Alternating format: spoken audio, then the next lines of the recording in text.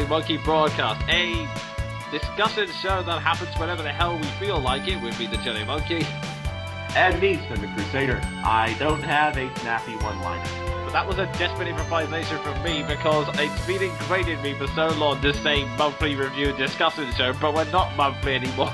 Well, funnily enough, I really wasn't paying much attention to that as I was. Well, I'm usually the one who makes a pun or a snappy one-liner about this time, but I got nothing.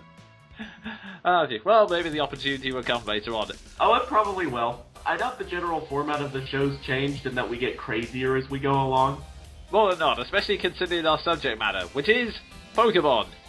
Yes, because Pokemon X and Y is literally coming out next month at the time of recording, we decided to have a little miniature celebration about Pokemon.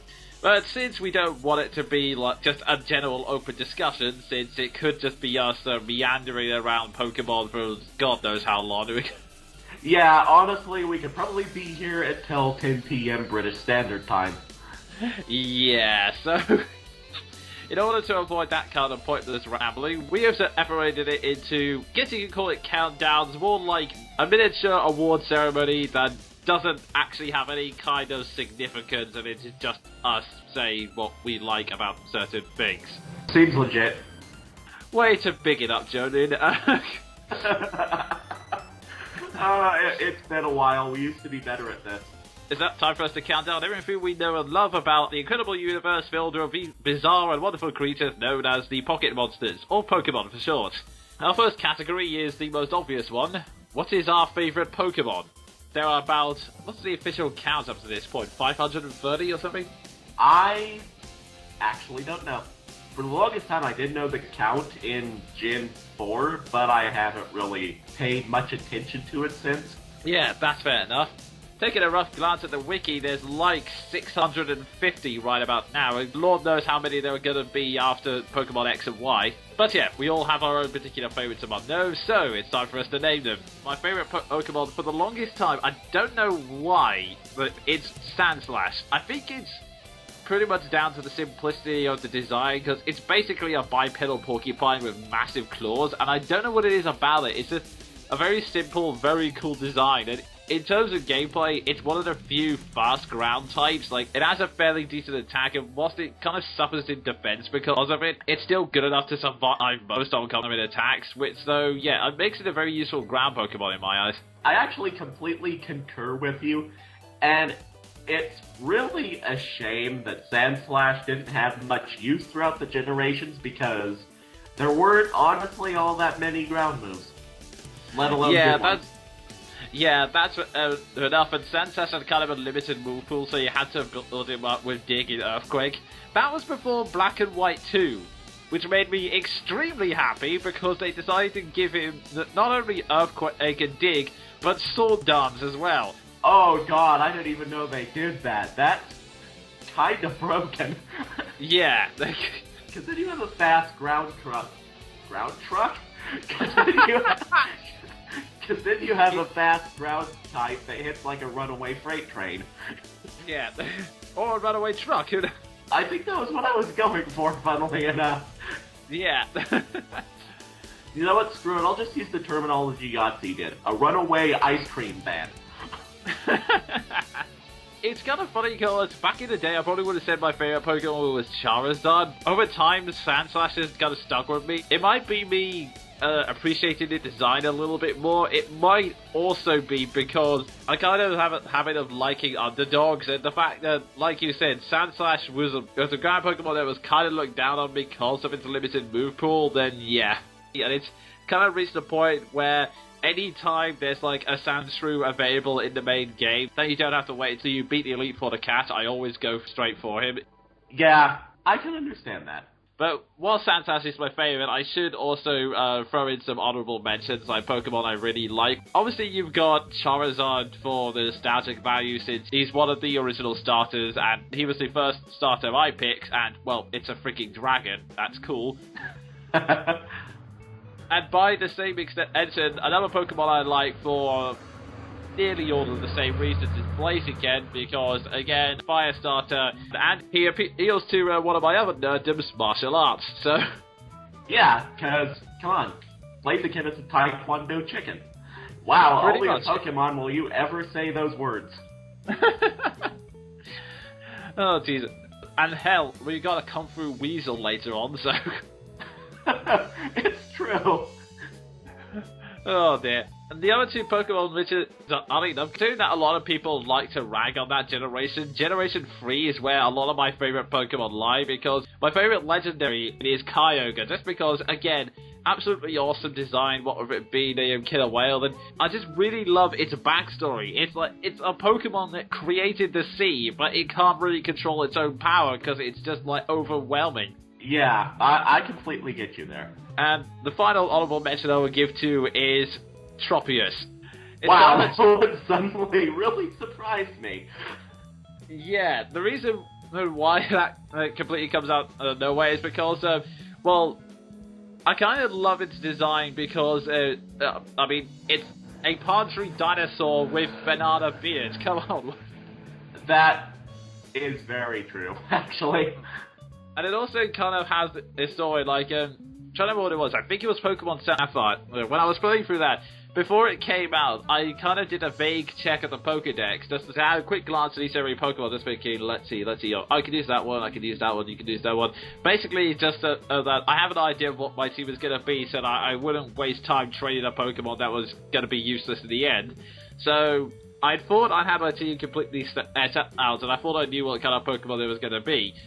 So, it kind of got to the point where, outside the weather center, I was just wandering through the grass trying to grind. I was constantly going through, beating up Linu after Linu after Linu, when suddenly, I walked through the grass, the same random encounter stuff happened, the screen flashed, and then Tropius appeared, and I'd never seen Tropius at all before then, so my reaction was something along the lines of, what is that? What is that? What, I don't care what it is, I want. Fair enough. I guess you just saw the dinosaur with the banana beard and immediately thought, I have to have it. Yeah, pretty much. It was one of those things where it kind of just sort of completely threw me for a loop and got me excited about training it and finding out what the heck it is and how it could be used in battle and everything. So that's kind of why I have a soft spot for Tropius on this. Now that you explain it, I can completely see where you're coming from. Yeah. That's my favorite Pokemon, the honorable mention, so I'll throw it over to Sven for his favorites. Oddly enough, I'm actually still having a very difficult time of actually thinking of just 5, because I like a lot of Pokemon. I'm not gonna lie. Since we kinda did start off on, well, we kind of did start off on starters, I'll just mention my favorite starter, which to this day is probably absolutely my favorite Pokemon. Hands down, Sceptile. Because, firstly, just look at Sceptile's design. Secondly, a long time ago, I swear this is true, I was able to solo most of Pokemon Sapphire with one Sceptile and Leaf Blade. Oh my god, that move in hindsight is broken. Yeah, what was it? It's kind of like Slash except with Leaf and with a high critical rate, wasn't it? Yeah, it's like Slash but relies on special attack. I think it actually has a higher critical rate than Slash and higher power. So, yeah. And Sceptile was, for the longest time, the only Pokemon in the entire series that learned it, ever. So yeah, I grew to be very fond of Sceptile after using nothing but that in Pokemon Sapphire.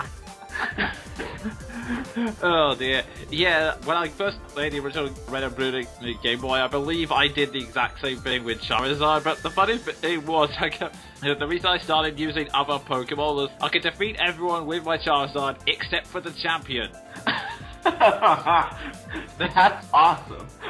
Yeah, like the champion basically just kept creaming the Charizard every single time. It was just so harsh. Lesson learned. Yeah. And on a similar note, since you listed 2 starters, so why not? Torterra. Oh. Firstly, just look at that design. Yeah. Secondly, the typing lends well. Thirdly, its move pool is absolutely insane. I mean, Giga Drain, Wood Hammer, Earthquake. Yeah, those are some really powerful moves. I mean, admittedly, a lot of the moveset it kind of hurts itself with recoil, but it's got so much HP and defense that really doesn't matter. Yeah, especially whenever you have Giga Drain naturally. Yeah. And again, just look at that design. In all honesty, even though I've learned gaming lessons since, I was almost tempted to do the same thing with Torterra that I did with Sceptile, because it was kind of just that good and it looked so awesome, I wanted to solo the whole game with it. I can imagine that. I mean, it is kind of like the closest thing you can get to a turtle with an island on it's back in the Pokemon series.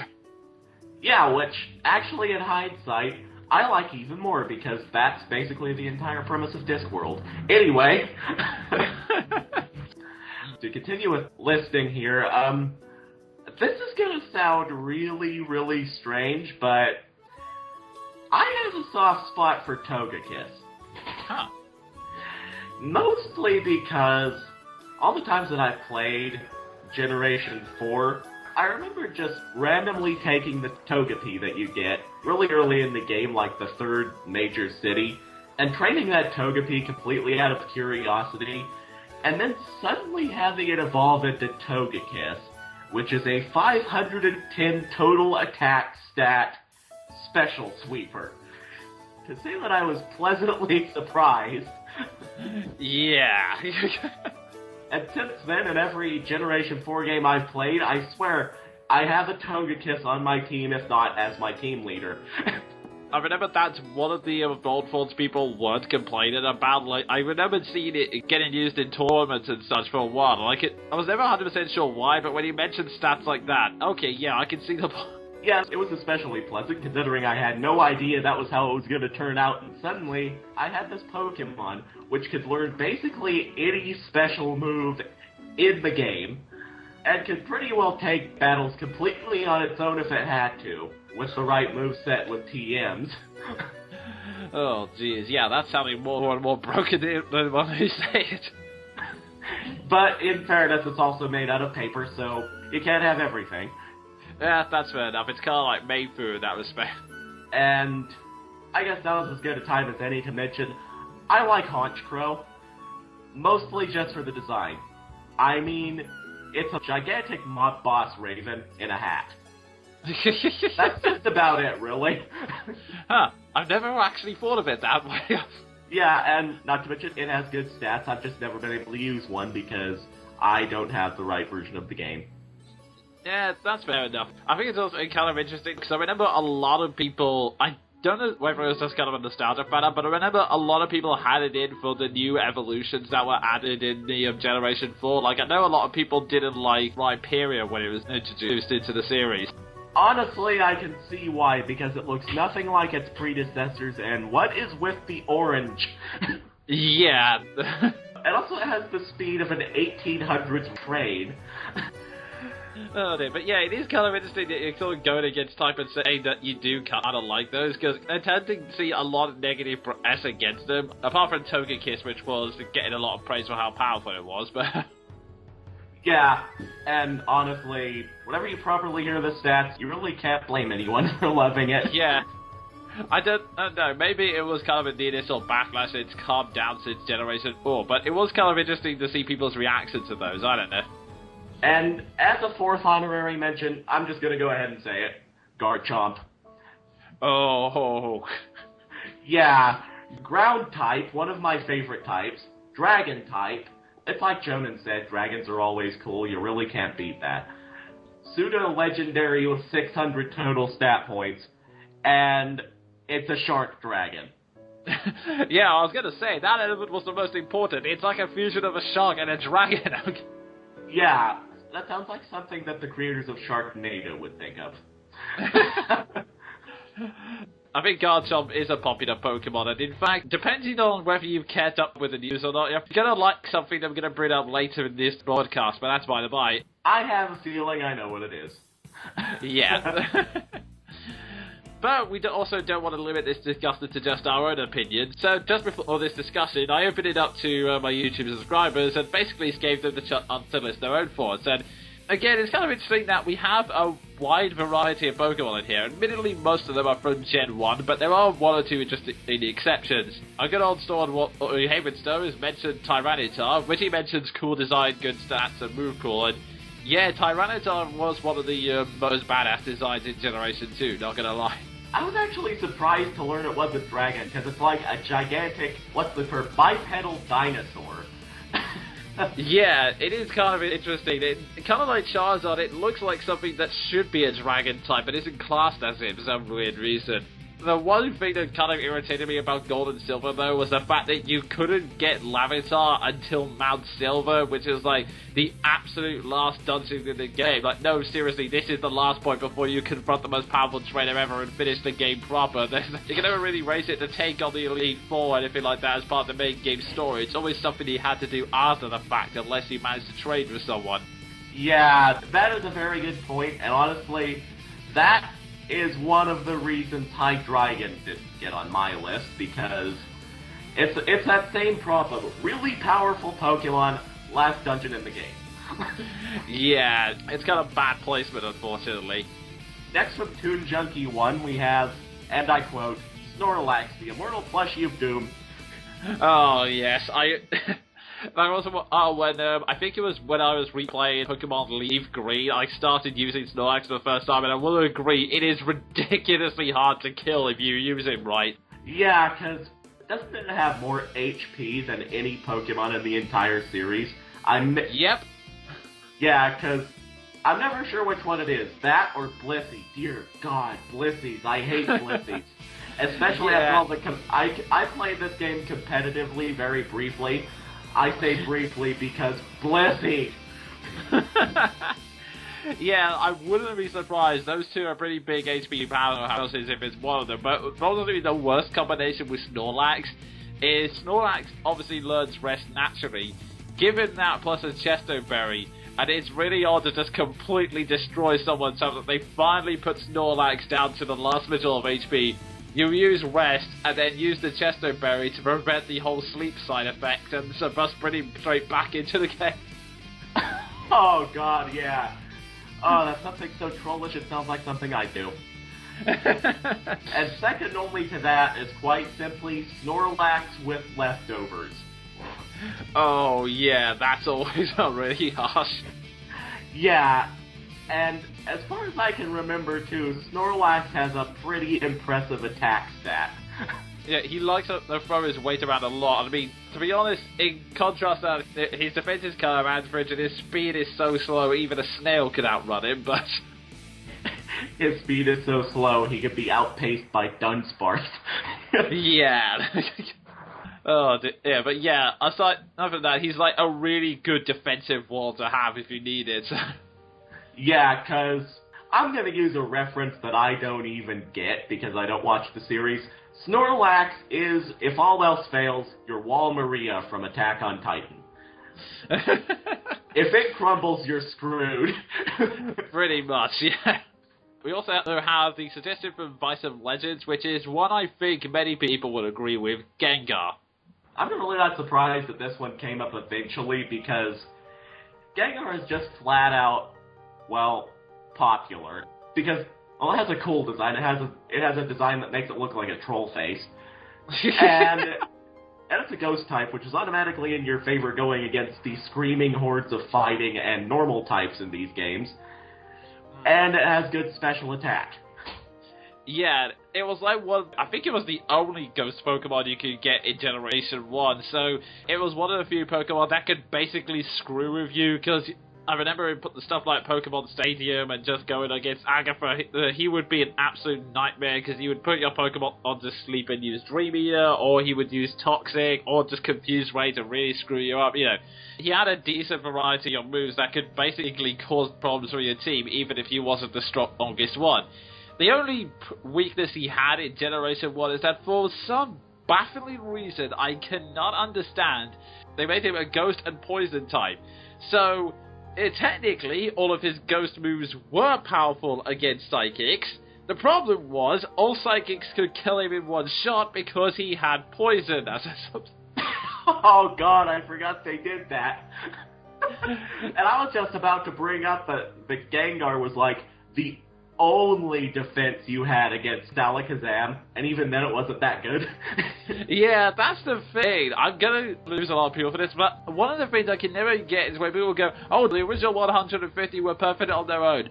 Screw that. The original 150 was hideously broken. That Psychics dominated everything. You had literally no defense against those. All you could hope for was that a Fire Blast got a critical hit and was more powerful than Alakazam. Otherwise, they would dominate them, and that's why Alakazam and Mewtwo pretty much dominated the competitive scene, because they were like the two strongest you could have for a while. So that's the reason why I'm glad they added all the additional improvements, like adding in Metal and Dark types to counteract it, and just adding more varieties of Pokemon, if nothing else. Yeah, I would carry on from that rant that basically, you said it for me. Yeah, pretty much, but I will also say that, despite what it seems like, I do not dislike Gengar. In fact, when I was going to college and I was in contact with people who had both DSs and Pokemon Diamond and Pearl, I used Gengar in my main squad, and he was incredibly useful in dire situations. Yeah, like, I'm not going to disagree with Vice of Legends here. Gengar has only gotten better with time because, firstly, they removed that inexplicable poison type, and basically the ghost-type move pool has only gotten bigger and bigger with time, so... Yeah, it was good back in the day, and it's only gotten better since. And after that, we have from Mega Shadowrunner, Butterfree. Yeah, I can understand that one. I mean, it's kind of a cool design, and I think it's also, apart from one of the first Pokemon you can get in the anime, it was also one of the first Pokemon you could obtain and trade for yourself in the original Pokemon Red and Blue.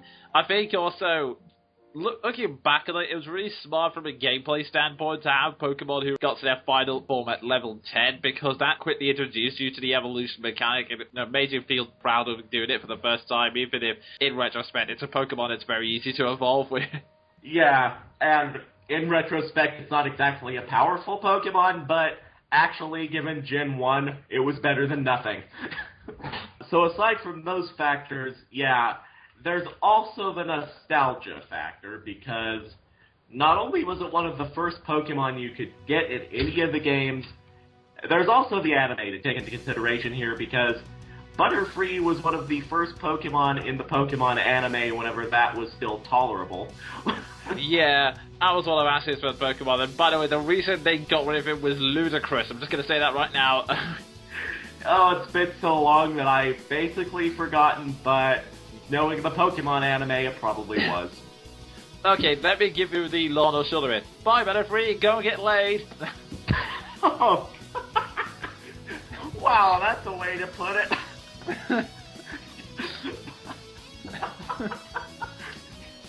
And while Sven's slowly recovering from that, I should also mention, also from a gameplay standpoint, Butterfree was also a really good introduction to another important element of Pokemon, status effects, because the first few moves it learned, I think it was Sleep Powder, Poison Powder, and Paralysis Powder.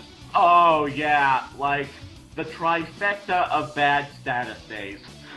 Yeah, so he was able to introduce you to that, so you realize, oh, Pokemon moves could do other things besides, destroy. I remember back in the day, I was thinking, oh, well, I can probably use this against Brock, but he's asleep, my Charmander can step in. No, turns out Brock is equipped with an infinite supply of full heals, so that kind of ruined them. Oh god, yeah, I forgot that was a thing in the first gen. But yeah, Butterfree, whilst it's not the strongest, I can definitely see why someone would like it. Yeah, I'm not gonna say anything against Butterfree. Like, the only reason I say anything against someone's favorite Pokemon is if it was Dunsparce, but even then, it is a hilarious joke Pokemon, so I couldn't really say much then either. Yeah, that's fair enough. And finally, we have the Infinity Zero, who I gotta say I've got to respect him for going completely out of left field, especially since this is one of the things people often bring up as one of the worst factors of Gen 5. Shock. Yeah, I'm looking at this and I'm like, people like that Pokemon? Well, to be honest, the two fighting types, they weren't really... I wouldn't really get why people dislike that so much. I mean, I can kind of maybe understand Trubbish, because garbage as a Pokemon is a really odd idea. I think when you look at it, Sog is a kind of very simplistic design. I mean, the name, yeah, I'm not 100% sure what they were going for with it, but... Yeah, sock and throw. Wait, what? I still don't get it.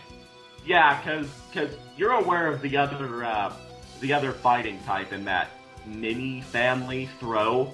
Because I guess sock is going along with the theme, because another word for to hit someone really hard is to sock it to them. Oh, okay, now I get it.